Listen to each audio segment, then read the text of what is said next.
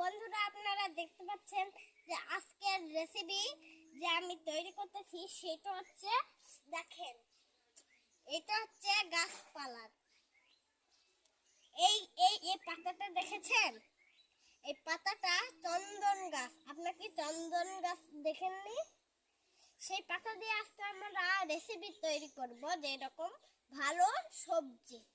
আচ্ছা, তো শুরু করলাম রেসিপি। প্রথমে আমরা দিব, তারপরে একটু পানি দিব, আমরা হালকা মতো দিব, আর একটু আমরা ভালোভাবে পরিমাণ মতন সবজি দেব।